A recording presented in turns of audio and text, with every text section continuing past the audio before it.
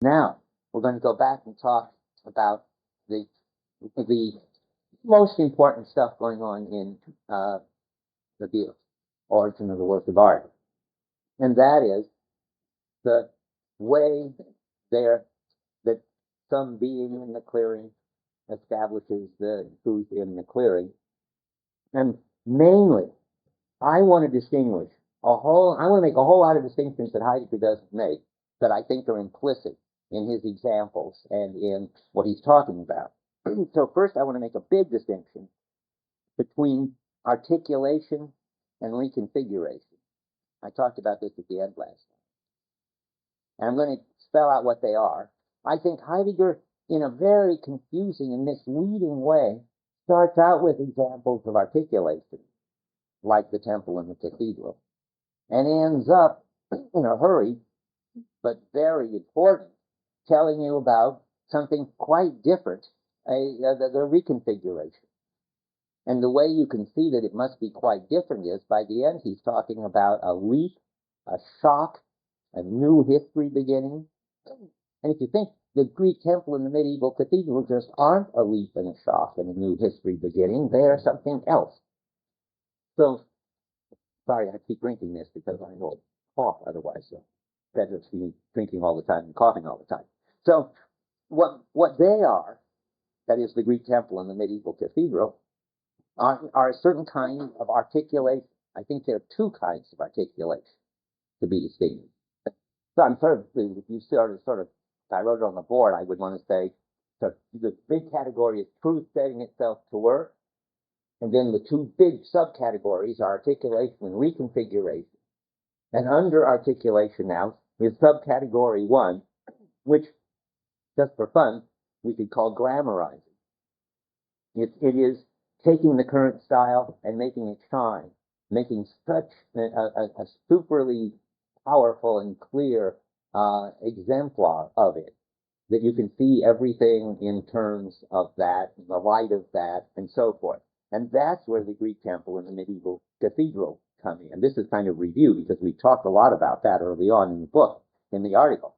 So that's how Kant articulates Descartes. Descartes has this new way of seeing things, but Kant puts it together and says to people, that's the Enlightenment. We're in the Enlightenment. This is what it means when we take over everything as subjects, and that's who we are. We are the people in the Enlightenment. And Marilyn Monroe glamorizes feminine practices and becomes a shining exemplar of what it is to be feminine in the culture. These are not all equally big. I mean, she's obviously not redefining the understanding of being in the culture. She's doing it on a small scale for the subworld of feminine erotic attraction. But in all of these, something extraordinary comes to the surface and something ordinary is thrust down. Now that's a little bit peculiar because that's also the basic characteristic of reconfiguring, and therefore it's confusing. But it means something different in these two cases. So first let me explain what I think it means when something extraordinary comes to the surface and the ordinary is thrust down in the case of articulating that we've just been talking about. Well, yeah, okay. In all kinds of articulating, this happens. It's on 66, he's talking about it. He talks about how the more simple does the thrust come into the open that the work is in the middle of the page, and the more essentially is the extraordinary thrust to the surface and the long familiar thrust down. Now, what is that? That means lots of different things, and even different things under the two forms of articulation, and it means another thing under reconfiguring. I think that's what makes it so hard to see how these are all different. So far, you can just think of Marilyn Monroe as making sort of extraordinary erotic beauty come to the surface and making most of the women look ordinary. The ordinary is thrust down, and in all these shining things, when they shine, you look, I'm happy with this, very nice. Well, you have to tell me why in a minute, right away.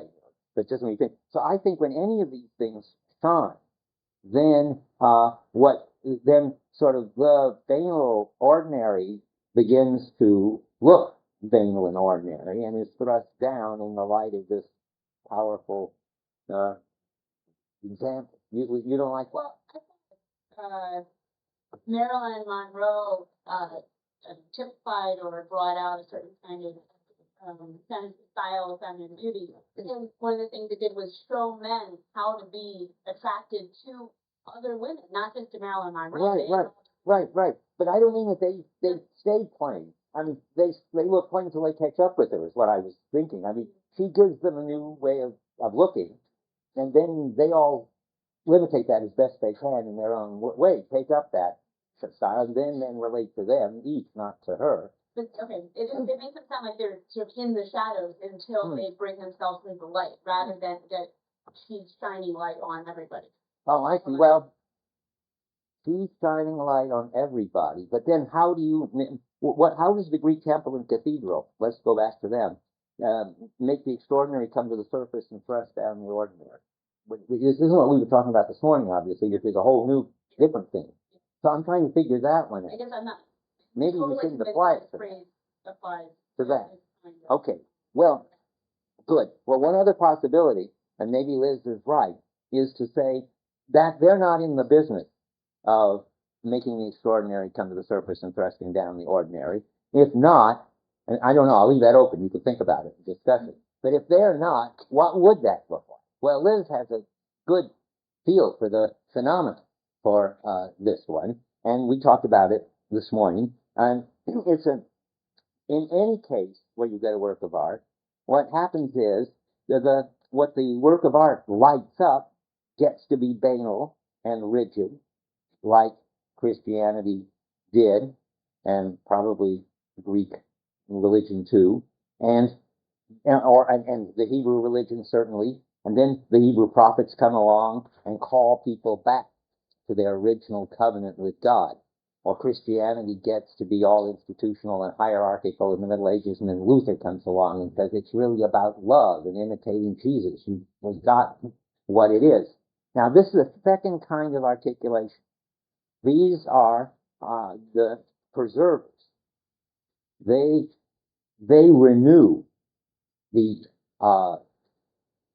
style, the understanding of being, which naturally runs down. And there, the extraordinary comes to the surface and the ordinary is thrust down in the way that Liz life. Right? Yeah. And one of the other things is the birth sort of gets more, if things have been tilting more toward the worldly aspect, toward the clear and consistent and complete, then the earthly aspect gets paid more attention to. Good. Yes, if everything has become so worked out that everybody's got Christianity all done in completely hierarchical, detailed, casualty, and so forth, and there's nothing, it's become clear, it's become coherent, it's stretched to cover every detail of medieval life.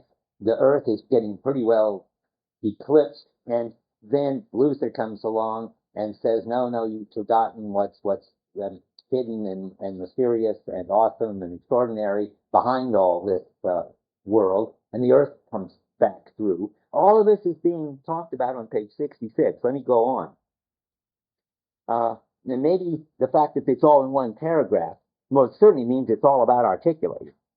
But whether there are two kinds here, see, what puzzles me is you can't think of the Greek temple and the cathedral as in the business of preserving, or Kant, or Maryland.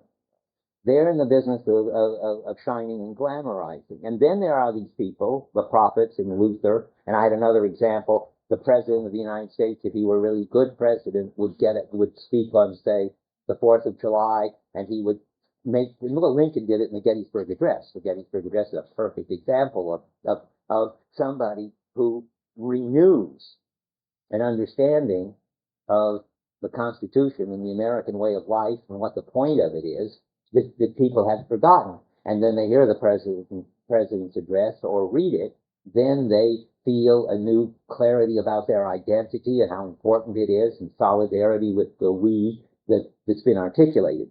That's certainly preserving. Now, there's a paragraph about it, all here on 66, and I don't know how it all fits together, so I'll just read it.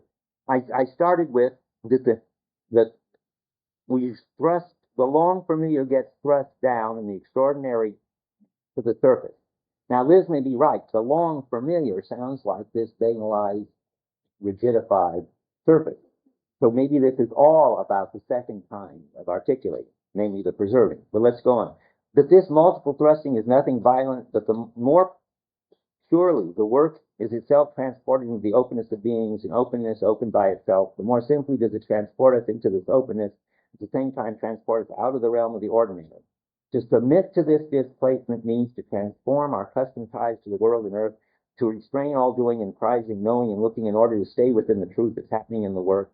Only the restraint of this staying lets what is created be the work that it is. This letting of the work be a work we call the preserving the work. It is only such preserving that the work yields itself in its creativeness as actual, and so forth.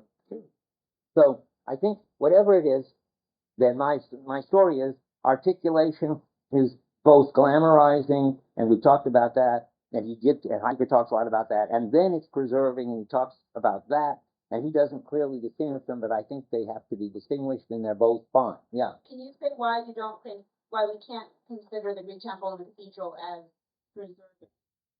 Well, if preserving, and this is your line, renews and recalls us to something which we already had clear that we're losing track of. They don't seem to do it, particularly the Greek temple. It doesn't point back to anything that was already clear. It got it clear.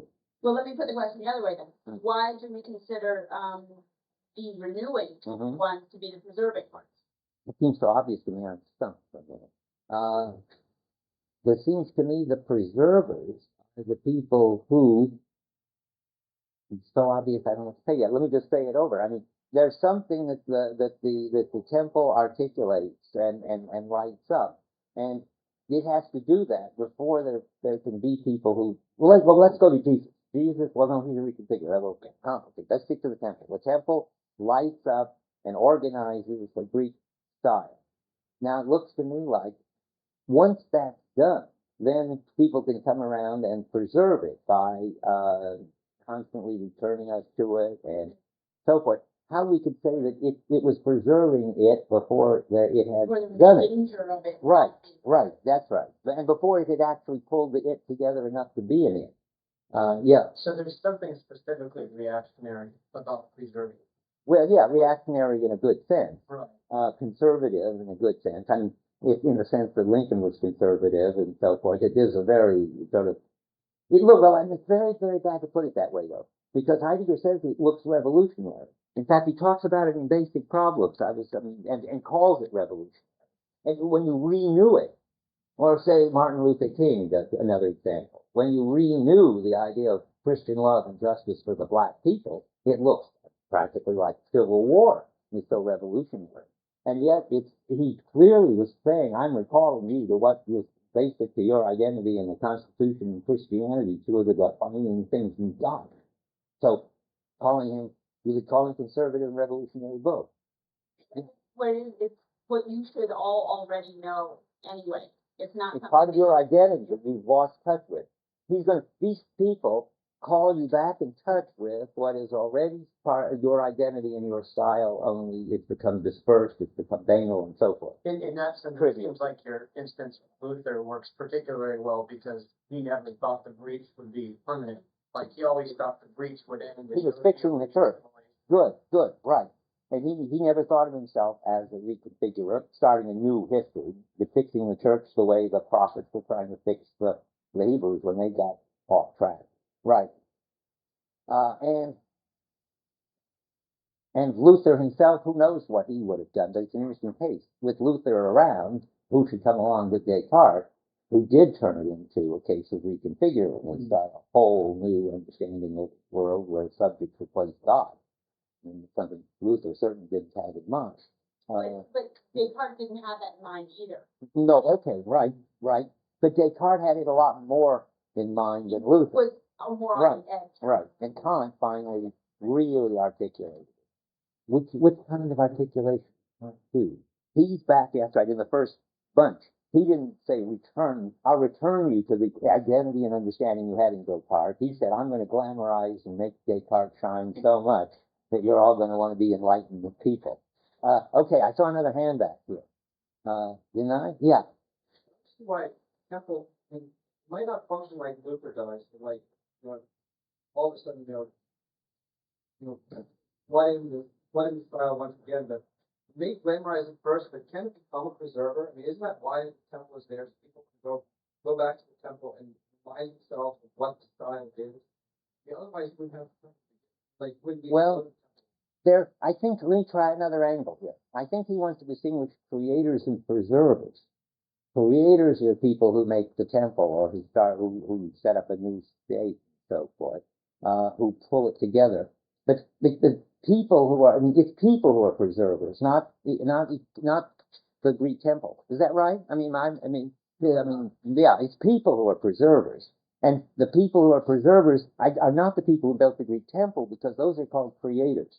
Where creators, remember, are got to be understood as receivers.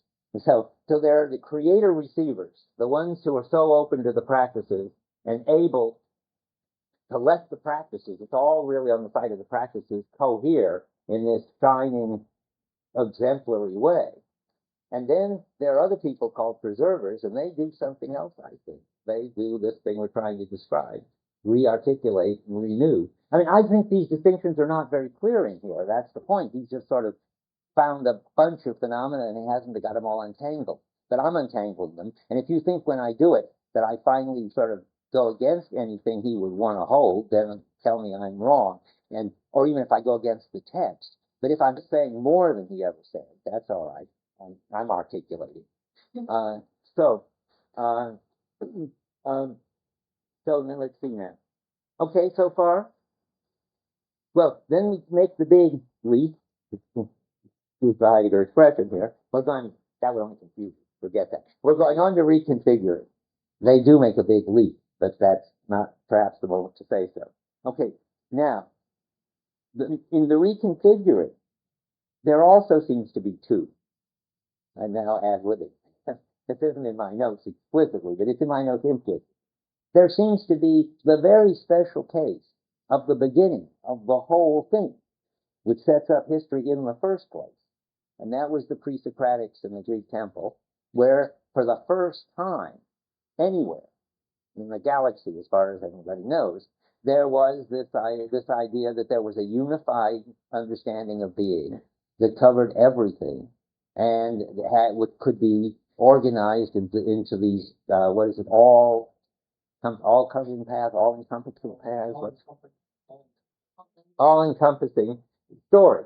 And so there's a kind of reconfiguring which sets up our historical world for the first time. And that's not, though, I think, the important one. For one thing, it only happens once. And I think Heidegger thinks reconfiguring happens several times.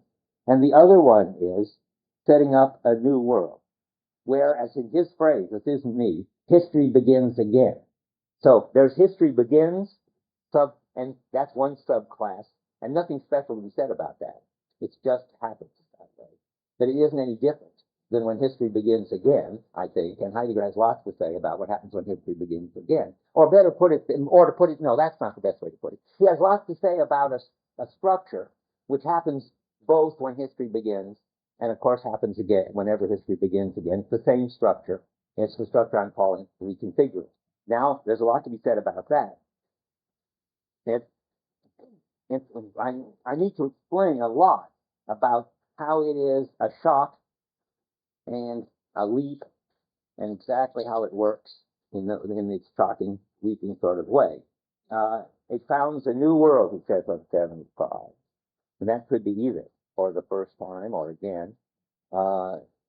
Where is it? On 75. Oh, sorry. I need to say one more thing and then I read it. By the way, things get so dense at the end there that I don't know about you, but I suspect you too. Practically, I got every sentence underlined and every word circled. It's just amazing. And we're leaving out language, which further complicates it all, because we're going to come back to language. It's better to have one track. So what happens? A new world is founded. And that's the thing I wanted to stress. So if you look on 75, you see him saying in the top paragraph, never mind the art is poetry. Just let it be whatever it is. I mean, temples will do fine and statesmen will do fine. There's no reason yet to make language privilege. And how he does that is so fast, I don't know how he does it at all. we get the founding of truth. And here we understand founding. This is the important, in a triple sense. Founding is bestowing, founding is grounding, and founding is beginning. Look at that next sentence. Founding, however, is actual only in preserving. Oh, that's all right. Thus, to each mode of founding there corresponds a mode of preserving. I guess I like that. I mean, this is very puzzling. What I would like to say is, gee, it's complicated. Boy, that's a complicated new thing. When I read that this morning, thinking about it, I thought, great, you're going to get a story about founding, which is about reconfiguring, and you're going to get that to any reconfiguring there corresponds a mode of preserving, and that's going to be about articulating. And that might still be right, I'm not sure. But if it is right, then we're going to have to find the same three aspects for preserving, which would be renewing, in my understanding, as we find starting. And I'm not sure you can, but I mean, and Liz is looking worried, aren't you? But if it isn't, then maybe he's right. The preserving is, the Greek temple is preserving. Well, not the Greek temple, maybe, but whatever this stuff is. I don't think the Greek temple, I think, is not a preserving thing. But I'm not sure. Here's a paper topic. Figure out how he uses preservers in this essay, and then I'll feel from it. Okay, let me try without preserving first, because I think I do understand that. Now, so we got founding in its three dimensions. I don't know whether it dawned on you or not, but these three dimensions are the past, present, and future, and it helps to hold on to that. And it helps to figure out which is which. And it's a little hard to figure out which is which, because everything is so convoluted. But I think it's pretty clear that bestowing is the present, grounding is the past, and beginning is the future. And I want to say something about each of them and read you passages where that's going on. So to begin with, you got to do something. You're gonna make central, and this is all my reading of it about the marginal practices. I'm going to get to why I think it's all right to talk about marginal practices in a minute, but first I have to just talk about it. You're going to make central, taken for granted, marginal things. What? Oh, sorry, I'm just misreading. To make what is now central and taken for granted marginal, and you bring in something new. I don't have to use the word marginal practices.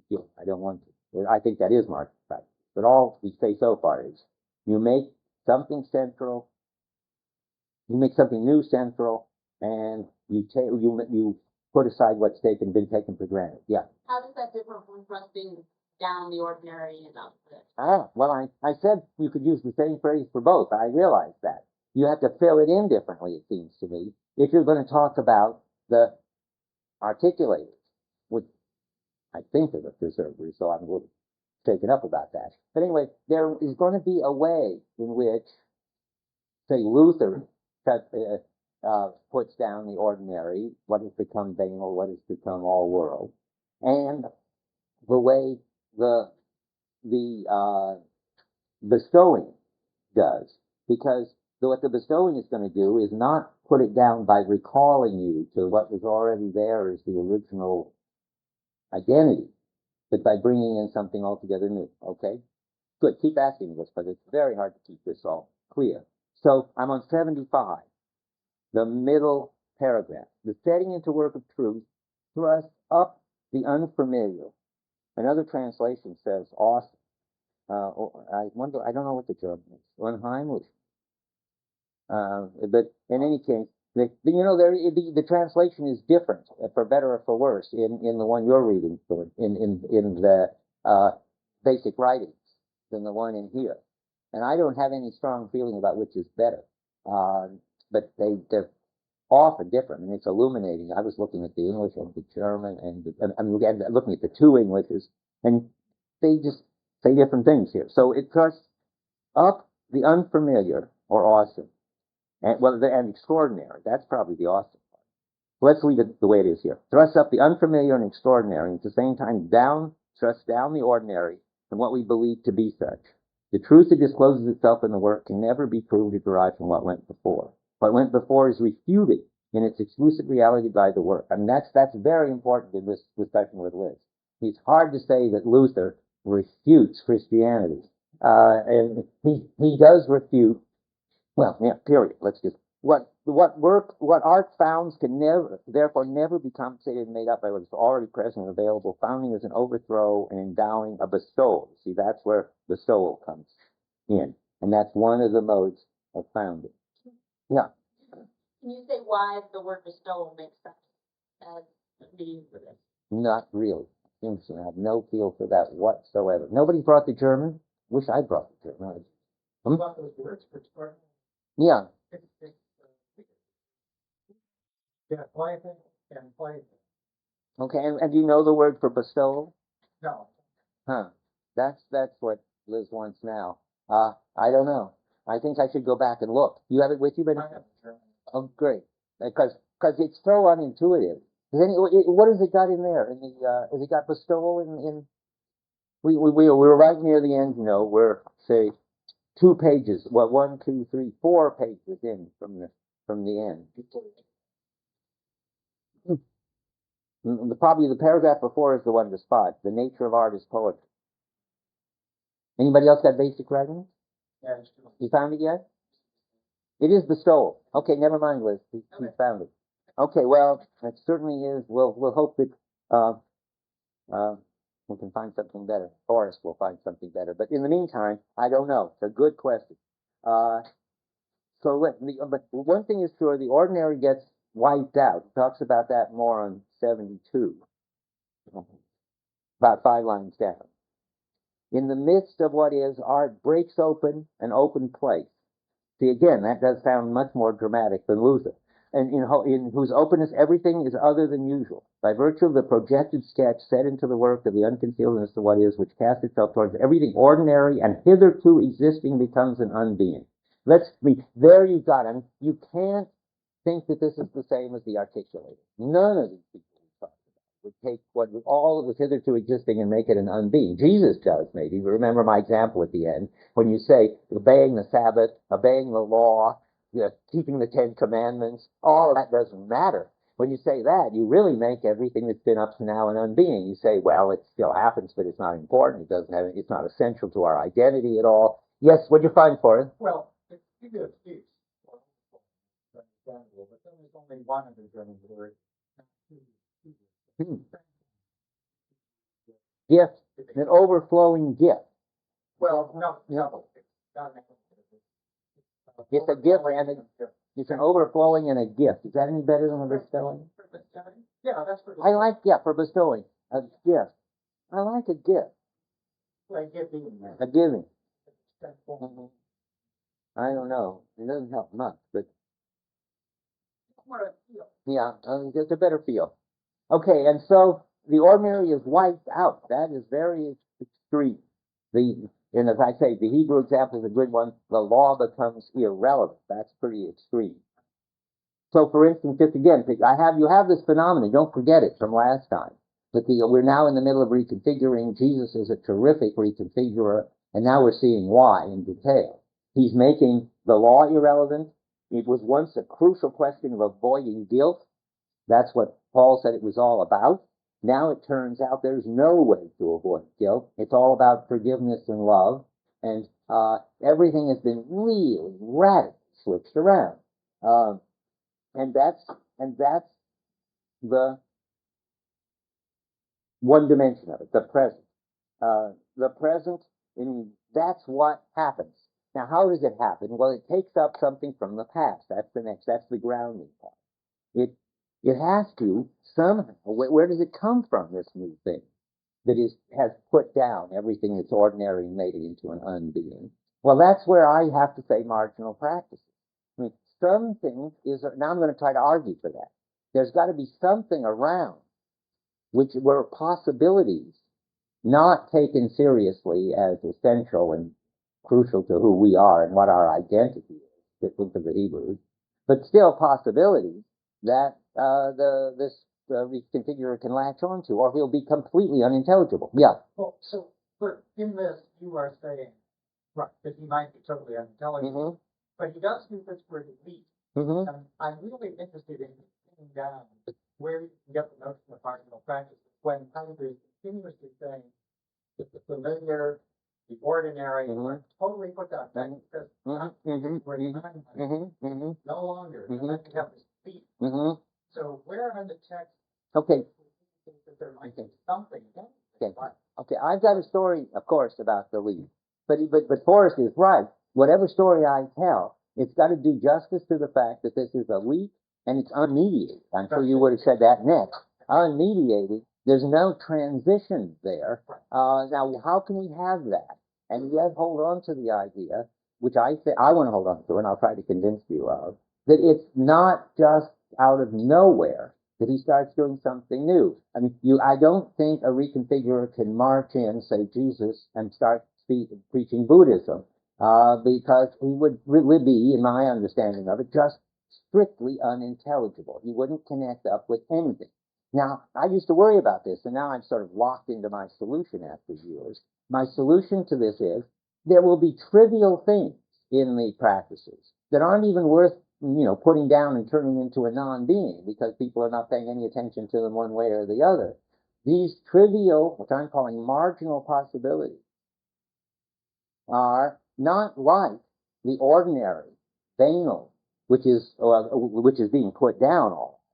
They're not even ordinary and banal. They're really just marginal and trivial. Those are what he's going to have to draw on, I think. That's all he's got to draw on. I'm trying to convince you that he's drawing on something here. Remember I said in the Jesus example, there is some sense that about desire, that you shouldn't covet your neighbor's property, stuff, whatever, but you don't find them worrying much about that. You don't find them saying, good grief, I coveted this and I couldn't help it, and I was trying to obey the law, and here's this thing about, I keep thinking about what a great car my neighbor has. It doesn't seem to bother people, but it's enough to hook onto when Jesus decides that when he can say you commit adultery when you lust after somebody in your heart. He's obviously drawing on their sense that there is such a thing as bad desires. So let me try now to give you as much as I can evidence for this. But I guess I should address Forrest right away anyway, though I was going to state it. But he's asking, how could this be an unmediated leap? Because it looks like if it was unmediated in a leap, there'd have to be nothing going across this leap, and there's nothing mediating it. And I'm saying there's the marginal practices. Well, when I hear leap and unmediated, I think of a Gestalt switch, a revolution in which something, a leap from the wings to center stage is a phrase that Nietzsche uses at one point. Something which was in the wings, just trivial and unnoticed, now becomes the most important thing in the culture. And what was the most important thing in the culture now becomes trivial. That's a big enough leap, it seems to me, and unmediated enough to do the job that we want here. I don't think, if he means anything stronger, then I don't get it, because anything stronger than that, it seems to me, would make him too unintelligible. He's pretty unintelligible. So take Jesus. People don't understand what he's up to. He tells all these parables. They repeat the parables and they follow him because he's charismatic. But he doesn't understand very well what he's up to. How many seen the Scorsese movie, The Last Temptation? You should if you get a chance, because one of the fascinating things about the movie, two fascinating things about the movie, you see the really loony marginal practices around, not the desiring ones, which I'm stressing, but the farthest out ones, namely the Essenes. They're waiting for the end of the world out in the wilderness, fasting and lost to they're no longer part of the Hebrew culture. They're out in nowhere. And anyway, but you see, that there are these weird possibilities that the Messiah is about to come. And you see Jesus not knowing what he's going to say next. Whenever he opens his mouth, he looks as surprised as everybody else at what comes out, because he's pretty unintelligible.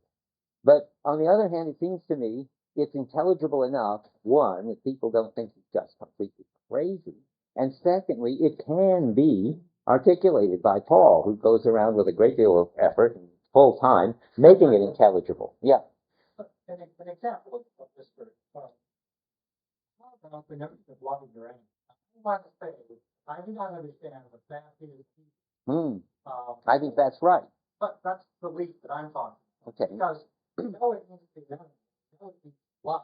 It's not a marginal practice to love the enemy. And it's intelligent. Well, I don't know. I bet it wasn't intelligible right off any more than God's being crucified were intelligible right off. In the sense that, but not something any right-minded person would go around doing. Okay. So what I'm trying to say is that's not a marginal practice that's brought forth. It's something completely different than anyone had thought about ever before. Well, I'm gonna say something, and I'm gonna let all of you talk about it. I wanted to say something like, but it's interesting. Somehow there is a difference between how the Greeks would hear it, which is absolutely unintelligible somehow, and the way the Hebrews got it, which was, well, yeah, we never. I mean, that isn't how we think of thought about it at all. We love to kill our enemies, but yeah, we can see that. But I don't know how. So there are degrees of unmediatedness and unintelligibility. Let other people say something about it. Yeah. Forgiveness. Mm-hmm. What would you say? Well, is forgiveness accepted as part of the? Mostly, you're not supposed to do bad things and need to be forgiven. And when you do bad things, you're supposed to, I suppose, what's the word? When you restitution or something. That's not quite the word. Expiation or something. Just forgiveness out of the goodness and the love. That's another weird Jesus idea. But maybe you're right. There's enough forgiveness in there somewhere that he could connect with it. Boy, everybody has something to say now. You want to say something? Yeah. He did love his enemies during his life, but it wasn't. That might have been his marginal practice. During his life, that might have been marginal practice. But once he was crucified and resurrected, I think that thing required Christ to like open up this new world. Before then, it was marginal practice. At least within Jesus, love him.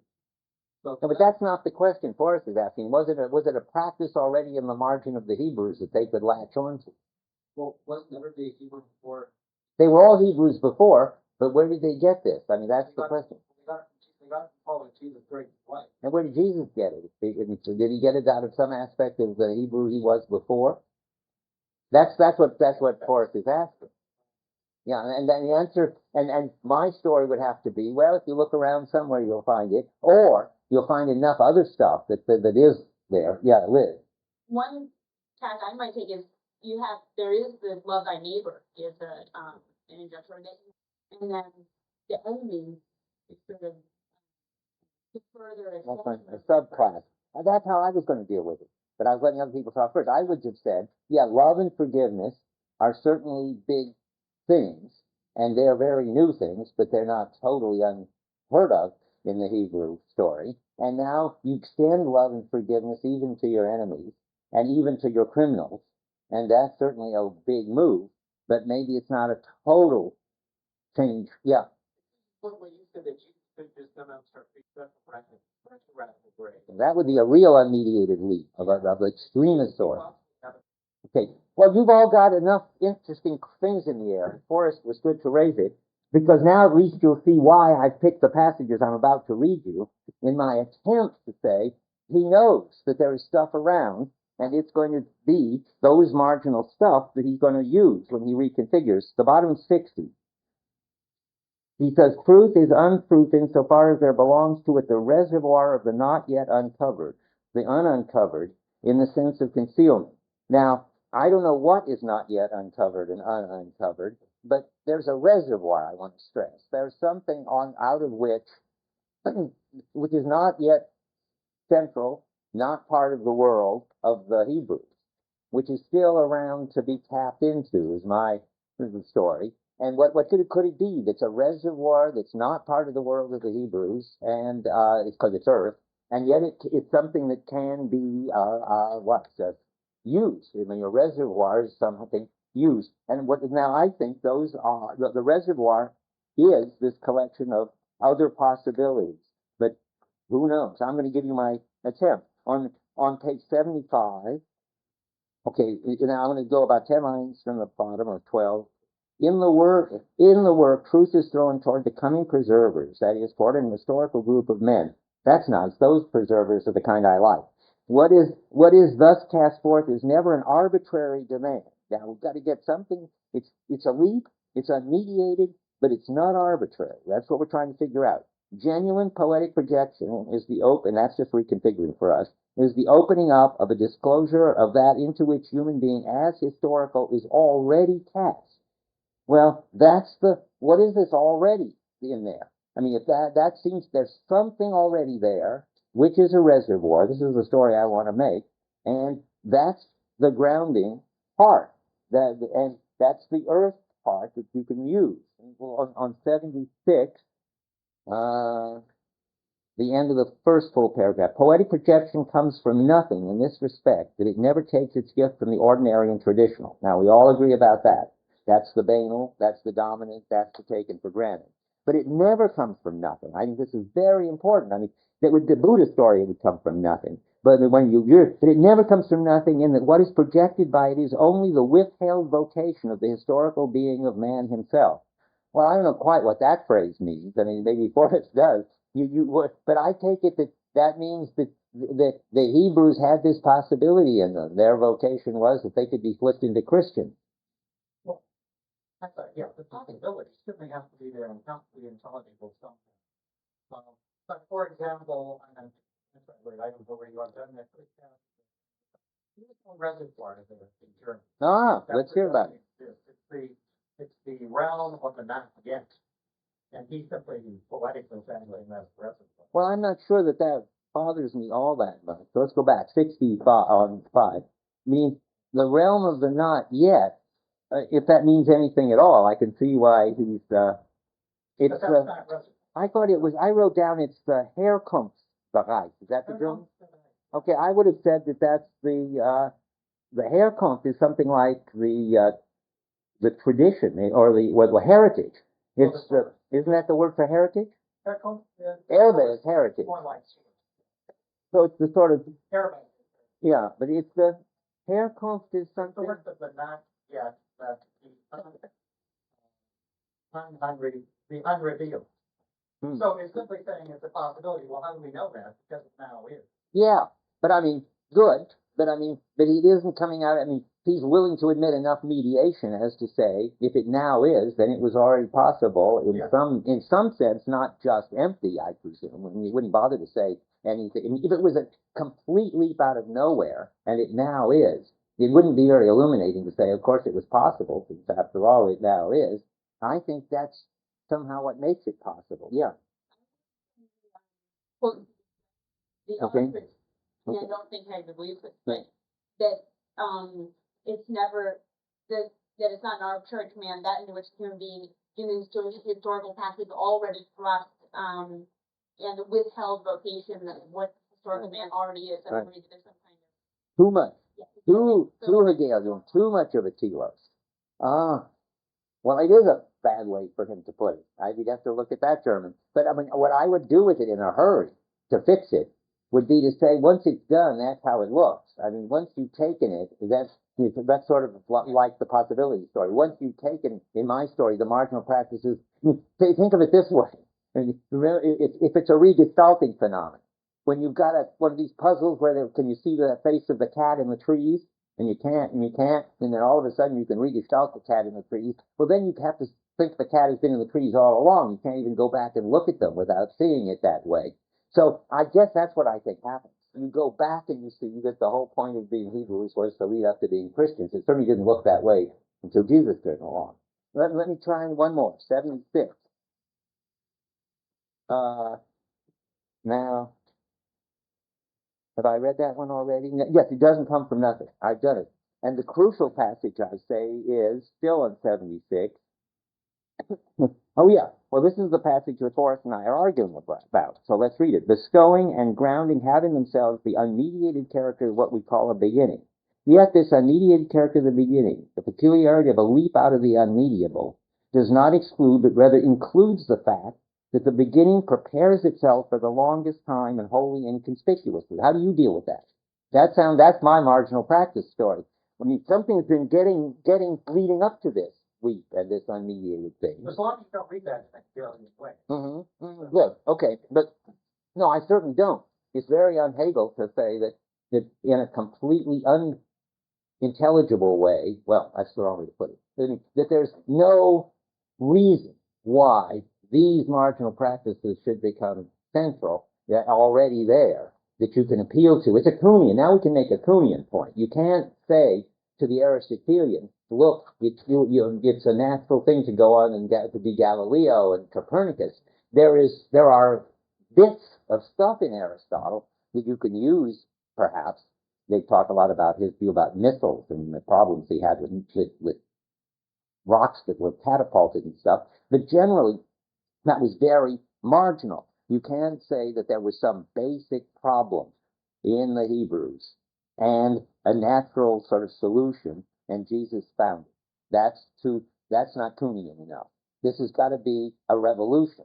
It's got to be something that is not recognized. That's another way to put it. By the people who don't want it. They don't have. This is a good way to put it. It's not so Hegelian and rational that if you don't want it, if the Hebrews don't want it, they're being irrational and stubborn about it.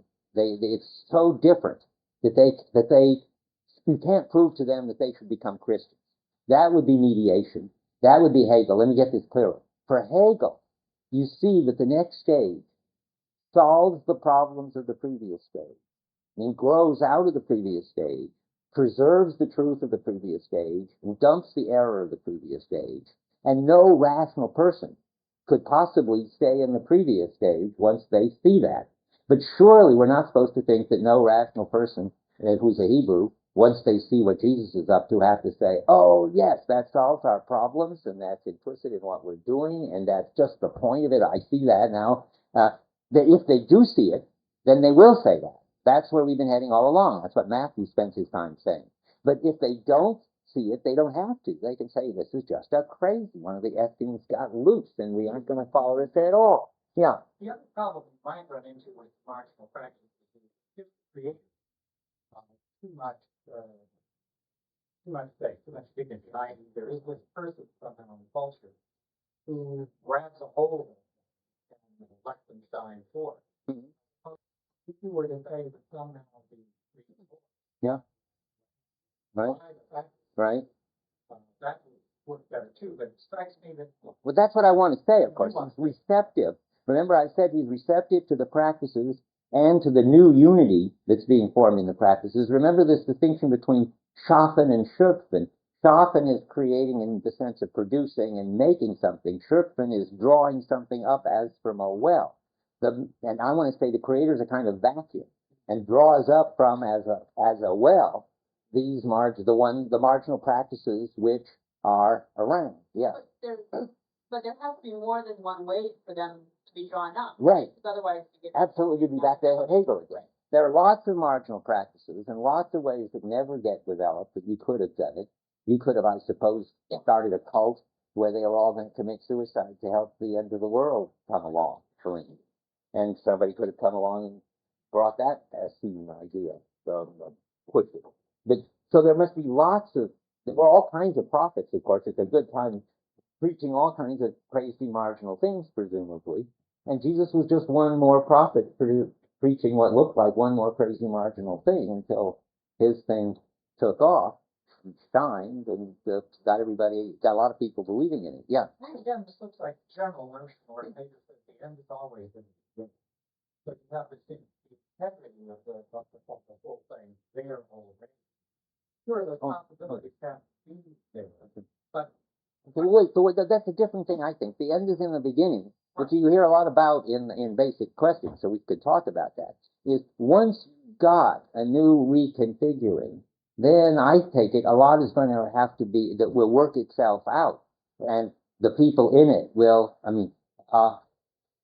how, it's not Hegelian, because I think it could have broken down earlier, or a new leap could have happened, but certain possibilities are there that now can be exploited given this new beginning. I mean, in a certain way, I think he thinks somehow Protestantism was made possible as soon as Jesus came along. Not that it was necessary, he's very clear about that, or inevitable. But in that sense, the end is in the beginning, I think. But the end, for example, I think Heidegger would say already in the pre-Socratic the possibility, or even where technology is already there. Okay, that's a big deal, different story. We'll get to that with basic questions and with the technology, I think. So there's a certain way. marginal practices. Well, I don't know what to say about that yet, because there's such a funny thing going on in basic questions, but I guess I should mention it while you have.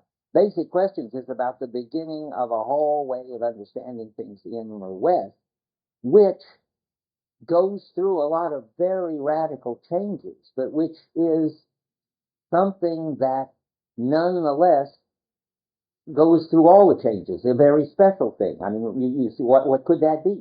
Namely, that there's a unified understanding of being. Once you've got a unified understanding of being, and once you've forgotten something crucial about it, which I am not going to talk about yet, the basic problems is about what the pre-Socratics knew that we don't know, and what the pre-Socratics don't know that Heidegger does know. And so it's very important that once you've got some amazing insight about this unity, and an amazing lack of, or a not surprising lack of understanding of a certain fact about this unity, then this whole culture isn't necessarily going to follow, but you can see how one possibility would be that we end up here in technology. That's for later in the course. I'm really getting worried that I'm not even going to be able to finish this, and I'm not going to come back to this, so let me go on. We've got Earth. I just read this, what I hope is a crucial passage, though it caused all kinds of trouble. This business, something prepares itself for the longest time and inconspicuously. And again, I don't know, I take that for my marginal story. But let me go on to the beginning now, because we need the third one. What happens in the beginning? Well, that's the easiest one. And Forrest just moved us to that one. Something is now set up, a world in which certain possibilities of development and of possible articulations are all in place. So, and it's projected, well, let's look at, I'll read some passages. 76, at the bottom. The beginning, the bottom paragraph, always contains the undisclosed abundance of the unfamiliar and extraordinary, which means that it contains strife with the familiar and the ordinary. Well, that's short. It sets up this new world, and that's going to put down the banal and taken for granted. So it's the instigation of a strife of truth, founding as a beginning. Remember, history is the struggle over what the new paradigm means. So there's going to be a struggle over what the essential point of Jesus' life was. Is it love? Is it that the end of the world is near? Is it that we have no power of our own, and so forth? And there are all kinds of threads in it. And there's a struggle between the various branches that come out of Christianity as to what's essential. And it's the beginning of that history of conflict of interpretations given over to the preservers. Here come the preservers again, as one would expect. Those are the ones sort of fighting over how to re-articulate it. The work, the third line in the last paragraph. I've read this already. The work is thrown towards the coming preservers. That is, toward a historical group of men. But it isn't a temple. We're back to that again. And it makes on them not an arbitrary demand, and so forth. I read that. And that's the future, as these preservers struggle over it. And also, as it struggles with being submerged into the ordinary, and the preservers have to keep it from that. And when all this happens, history starts over. This is on 77. The first little paragraph. Whenever R happens, that is, whenever there's a beginning, I'm reading about beginnings, a thrust enters history. History either begins or starts over again. Those are the two kinds of reconfiguring, according to me. Now, finally we get to the big pun that's been in the background. This is certainly considered by Heidegger to be an originating leap. And that's a pun on Ursprung. He had this pun in his back pocket all along. Now I'm going to spring on. The Ursprung is an originating leap, and it gets translated origin. But origin loses the joke. The origin is an Ursprung. It's an originating leap. It originates a new history. So now you read the title, the Ursprung of the Kunstwerk, of the work of art, means that the biggest, best work of art, when it's doing its most work of art thing, is originating a leap into a new history, or starting history, or starting a new history. And that's the punchline. This is on 75 also, all bunched in here. So much is happening. Where is that one?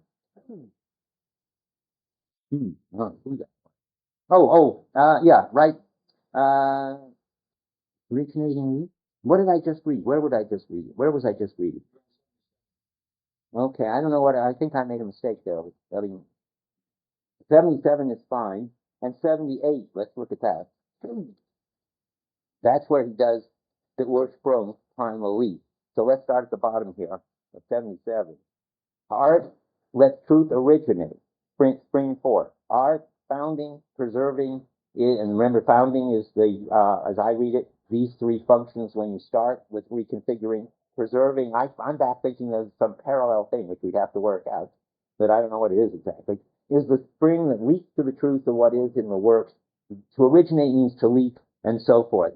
And I take leap there, as I've already said, to be regestalted, unmediated, but from margin to center. Okay, now, I must spend much longer on that than I wanted to. I want to talk about two other things, unless people insist on. I think we've exhausted that one. At least exhausted is too optimistic or pessimistic. We've said enough about it. There are two more things I want to talk about in the last 15 minutes. He mentions that all of this has behind it a new kind of causality, which I just want to mention. Because it comes out every once in a while, what it says, without ever getting very clearly thematized.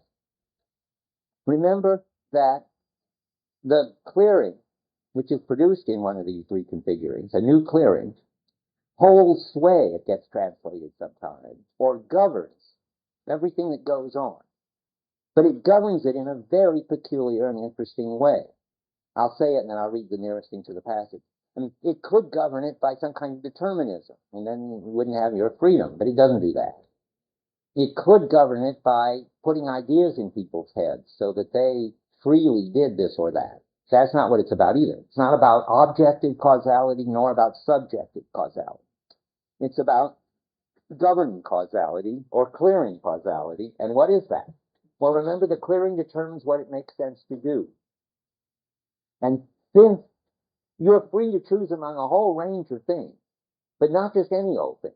From now on, it will make sense, for instance, in modernity, to try to be as mature and get as much control of objects as you can as a subject. It no longer will make sense to stand in the wonder of things welling up like the pre-Socratics. It will no longer make sense that when Christianity is really over, if it ever is, to ask what God's vocation for you is. So as the clearing changes, and when it totally changes, then a whole different range of things make sense. And we're caused in a certain way. We're governed by that, even though we're not determined, because you can choose among the things that make sense. And even though it's not your willful choice, this set of alternatives, this set of alternatives constrains you as a subject making willful choices. So all of this is packed into the middle of 72. The curious fact here is that the work in no way affects hitherto existing entities by causal connections. The working of the work does not consist in the taking effect of a cause. It lies in a change happening from out of the work, of the unconcealedness, and so forth. Well, that's this governing causality. He never wants to call it a cause, call it governing. But when you do philosophy, this is related to basic problems, because in basic problems, basic questions, he says philosophy doesn't do anything, doesn't make any better railroads or housing or do any science or solve any particular problems, doesn't do anything practical, doesn't have to do with praxis, which doesn't mean practice is there, solving and so forth. But nonetheless, it's the sovereign thing. That's because it's onto this higher form of causality. Namely, it's going to understand what and if it's really if somebody's a real reconfigurer, they've got an immense amount of power, a much higher power than any of these powers that can change things in the clearing. And if Heidegger, for instance, is a reconfigurer, which I think he thinks he is, when he's writing basic questions anyway, that would mean that he's got a way of looking at things which will just transform what it makes sense to do for everybody, right out of the current technological way of thinking into some, or acting into some new way of acting. Let's see. I said that this is on page 5 of basic questions. Let's see what's on page 5. Well, it's about the middle of the page. Philosophical reflection has an effect, if it does, only mediately, by making available new aspects for all comportment. That's changing what it makes sense to do. And new principles for all decisions. That's also what makes sense to do. And so I'm just wanted to explain that. Okay, one more thing. I got 10 more minutes. This, up to now, could have been relatively clear. I hope it is, because we're going to go into real obscurity from here on. There's in the background, constantly, never coming out very clearly, another Heidegger question, which is, how do art and truth work? I mean, he's telling me sort of a lot about how they work. I mean, he just told you the structure of reconfiguring, the structure of articulating. But he wants to know something like, but why is articulating possible? Why is reconfiguring possible? What makes it happen? What are the articulators and the reconfigurers tuned into or attuned to that makes it happen? And he asked this question on 86 in the and refers you back to the first sentence. He says, art is considered, in the middle now of 86, art is considered neither an area of cultural achievement nor an appearance of spirit. Oh, sorry, I was on the way to say something a minute ago that I didn't finish. Just back one notch.